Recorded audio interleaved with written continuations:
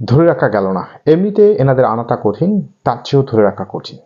বলতেছি মুশতাক আহমেদের কথা। জাদু দেখালেন এবং চলে যাচ্ছেন।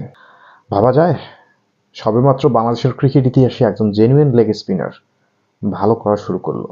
আপনারা জানেন ক্রিকেটে লেগ স্পিনের গুরুত্বটা কীরকম। রিশাদ হোসেন কোথাও ছিল না, জাতীয় টিমে আসলেন এবং দেখিয়ে দিলেন বাংলাদেশেও লেগ স্পিনটা সম্ভব। বাংলাদেশের ক্রিকেট ইতিহাসের জেনুইন লেগ স্পিনার কখনোই ছিল না ওই অর্থে। বিশ্বকাপে খুবই ভালো করেছেন এবং কেবল শুরুটা হলো। মুশতাক আহমেদ বিহীন রিশাদ হোসেন পারবেন কি রিদমটা ধরে রাখতে? ধরে রাখাটা রিশাদ হোসেনের উপর নির্ভর করবে প্রসেসের উপর। কিন্তু মুশতাক আহমেদ, এনাকে তো ধরে রাখার চেষ্টাই করা যেত। একটা অনূর্ধ্ব-19 ক্রিকেট দলের কোচিং প্যানেলের সঙ্গে যুক্ত হলেন, কিন্তু জাতীয় দল তাকে ধরে রাখতে পারলেন না।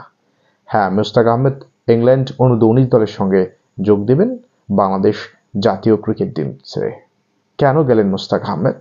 অবশ্যই প্রফেশনাল ক্রিকেট কোচরা যাবেন যেখানে সুযোগ সুবিধা বেশি এবং যেখানে থাকার কমফোর্ট ফিল মনে করবেন। তাহলে বিসিবি কি দেয়নি তাকে কমফোর্ট জোনে থাকতে, না সুযোগ সুবিধার দিক থেকে বিসিবি একটু কার্পণ্য করেছে? অবশ্যই এখানে আন্ডারস্ট্যান্ডিংটা একটা বড় বিষয় ছিল। মুশতাক আহমেদ হয়তো বা অগ্রাধিকার দিয়েছে ইংল্যান্ডকে, কিন্তু কেন দিল না বাংলাদেশকে? এখানে তো উনি ভালোই করতেছিলেন এবং ওনার আসার পর একটা অস্বাভাবিক চেঞ্জ হয়েছে বাংলাদেশের ক্রিকেটে। ধরে রাখা কেন গেল না? বিসিবি এখানেই মনোযোগটা দিতে হবে। যাকে ধরে রাখা প্রয়োজন তাকেই ধরে রাখতে হবে। মুশতাক আহমেদ যে শুরুটা করেছেন, এর রাস্তা আরও কিছু দূর হাঁটার প্রয়োজন ছিল।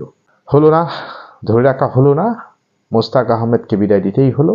বিদায় নিলেন মুশতাক আহমেদ। আশা করতেছি মুশতাক আহমেদের সঙ্গে দ্রুত কোনো উপায় বের করবেন, যেখানে বাংলাদেশের লেগ স্পিনাররা মুশতাক আহমেদের সঙ্গে অন্ততপক্ষে যোগাযোগটা রাখতে পারবেন।